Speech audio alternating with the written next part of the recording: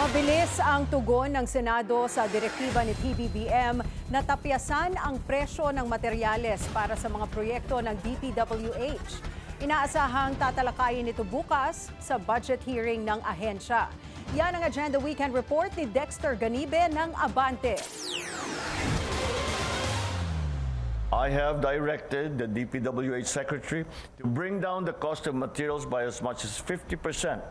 Which will result in savings in the capital outlay, spending of at least 30 to 45 billion pesos. Galing na mismo kay PBBM ang utos. Tapyasan ang overpricing sa construction materials na nakasaad sa budget ng DPWH sa susunod na taon. Kaya sa pagpapatuloy ng pagdinig ng Senado sa budget ng kagawaran bukas, sabi ni Senator Sherwin Gatchalian sa panayam ng Point of Order sa Abante, isa ito sa tatalakayin niya. Estimate nga namin 70 billion. Sa ating Pangulo, mga 40 billion. So, nasa around that vicinity. So, pwede pang base sa talumpati ng Pangulo natin bukas, talagang mayroong mababawasan.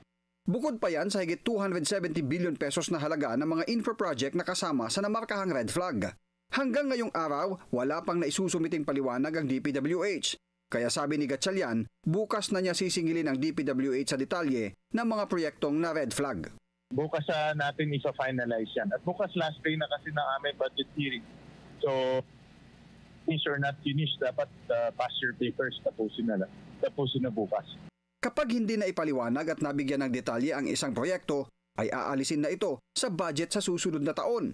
Utos ng Pangulo, ang mababawas mula sa DPWH budget ay ililipat sa mga programang mas malapit sa sikmura ng taong bayan. This is money that we can use for services such as health, education, and food that our people desperately need. Target ng Senate Finance Committee na tapusin ang budget hearing bago mag-Nobyembre para may panahon pa para sa Technical Working Group bago maisalang sa plenary debate simula sa November 11 ang panukalang 6.790 trillion pesos na budget ng gobyerno para sa susunod na taon. Para sa Agenda, Dexter Ganibe, Abante!